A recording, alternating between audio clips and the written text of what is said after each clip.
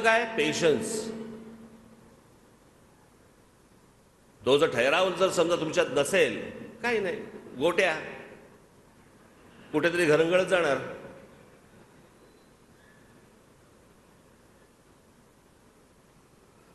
आणि मला ना, मी तुम्हाला खरं सांगतो, मला ना माझ्या कडेवरती माझी पोरं खेळवायची आहेत.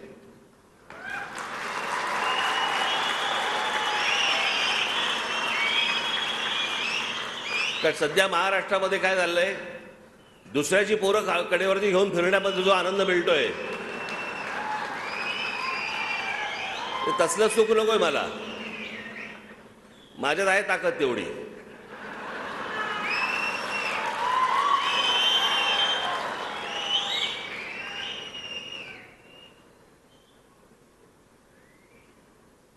पण हे पक्ष उभं करणं, पक्ष चालवणं, राष्ट्रवादी काँग्रेस पक्ष आपल्या आधी 10 वर्ष अगोदर आला, पण त्याला मी पक्ष नाही म्हणणार.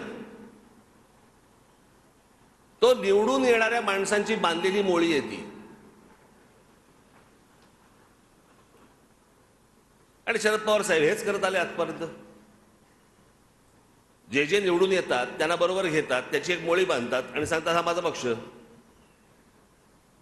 ते वेगळे झाले तरी ते निवडून येणार आहेत. हा तर झालेच.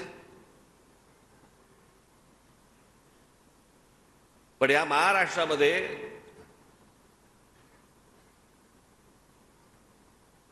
जर खऱ्या अर्थाने जर पक्ष स्थापन कुठचे झाले असतील, तो एक पहिला जनसंघ, त्याच्यानंतर शिवसेना आणि त्याच्यानंतर महाराष्ट्र नवनिर्माण सेना.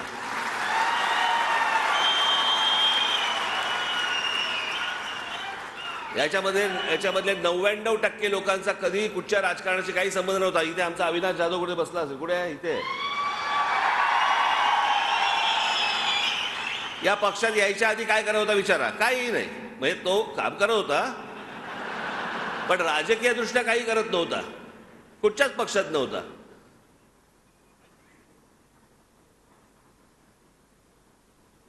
असे हजारो तरुण, हजारो तरुणी या पक्षामध्ये आहेत की जे अनेक ठिकाणी नावारूपाला आले, मोठे झाले, होत आहेत, अजूनही होतील. तुमच्यातले अनेक आमदार होतील, नगरसेवक होतील.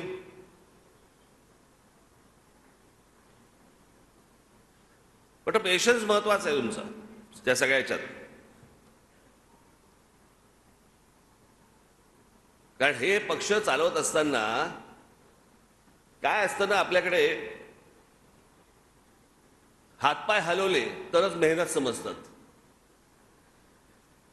मी एक खूप जुनी गोष्ट आहे ती. एकदा राम गणेश गडकरी त्यांच्या, मी ऐकलेली गोष्ट होती. राम गणेश गडकरी एकदा त्यांच्या कोकणाच्या घरामध्ये, कोकणाची घरं सगळी अशी उघडी, दारं खिडक्या, दरवाजे बंद असे पण खिडक्या बिडक्या उघड्या, आतलं घर अख्खं दिसायचं. एक माणूस राम गणेश गडकरींना भेटायला गेला. त्याला खिडकीतून दिसलं राम गणेश गडकरी नुसते बसलेत तिथे. त्या दरवाज्यावरती टकटक केली. त्यांच्या पत्नी आल्या. बोले काय?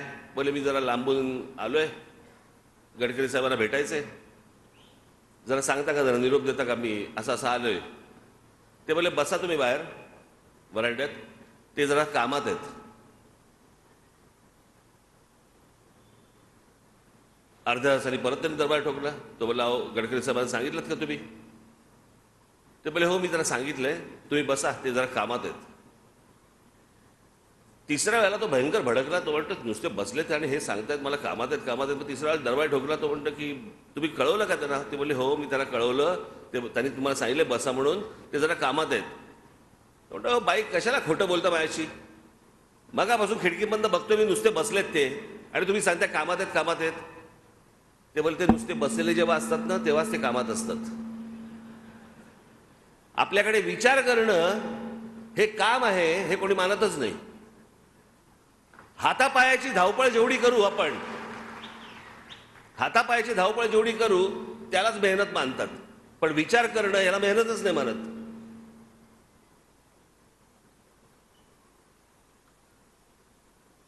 अनेक वेळेला अशा गोष्टी असतात की ज्याला एक काही बाबा स्ट्रॅटेजीचा भाग असतो. काही वेळेला काही गोष्टी सांगता येत नाहीत.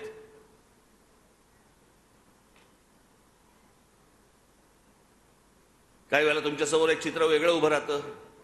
नशीब महाराजांच्या वेळेला सोशल मीडिया नव्हता.